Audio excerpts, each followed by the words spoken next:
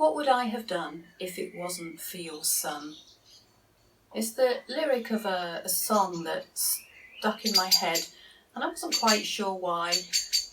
It carried on just tugging at my thoughts, and I began to think about what my life during lockdown would have been like without the presence of God. And we've recently been able to enjoy more contact with family and have garden gatherings, and it has been like healing balm to have real contact rather than virtual contact with family, and making shelters and running for cover in the rain have just been part of the fun. And then this last weekend, when it's eased even more, we actually all went out together for a little walk around a local village. And it was actually quite scary. It was really, really exciting.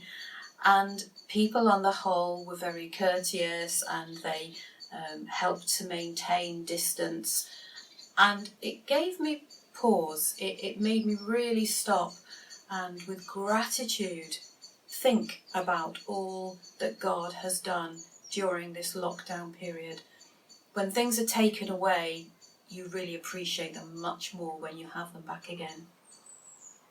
When God was dealing with the people of Israel, as we read about in the Old Testament, He's always leading them, guiding them, carefully loving them, nurturing them. And from time to time, the Israelites recognised the hand of God for particular reasons, and they would mark those reasons, those times when God had come through for them, when they really saw the hand of God protection. And they would mark those occasions by erecting large stones, memorial stones, so that every time they saw them, they would remember the goodness of God. And in 1 Samuel, they erect a stone and they call it Ebenezer, which means stone of help. And it made me think that I want to mark in some way the goodness of God. I don't want to forget this mighty hand of protection and provision, and just the sweetness of His presence throughout this time. There's a lovely verse in a song that says, "In the moments when you go unnoticed, in the ordinary day to day, countless miracles of life around us point like arrows to your name."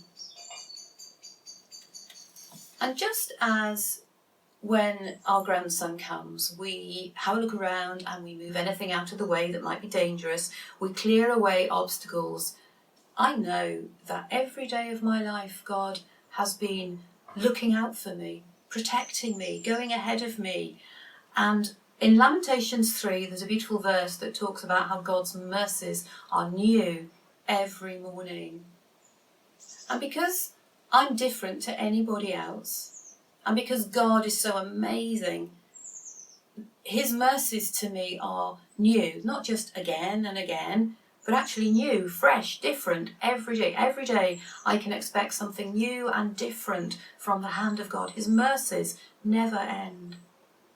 And so my gratitude to Him is also unique. The whole set of circumstances for me in lockdown are quite different to yours. And I have this gift of gratitude, of thankfulness, that is unique to me, that only I can give. Just as you have a particular set of circumstances that mean that you have a particular gift of gratitude that only you can offer to the King. And I thought about ways of expressing this kind of gratitude, of setting a memorial stone, so that I don't look back at lockdown and go, oh, well, that was difficult. But actually I see and remember the goodness of God throughout. And perhaps it's something that you'd like to think about.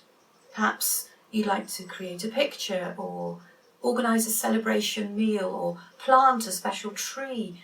The ways of thanking God, of setting up a memorial stone like this are endless, because we are made in the image of our Creator God.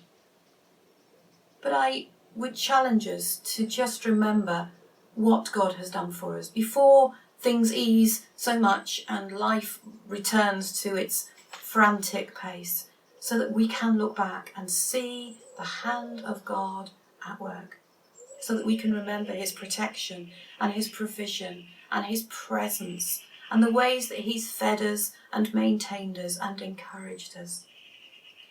And remembering like this means that I can look at this memorial stone.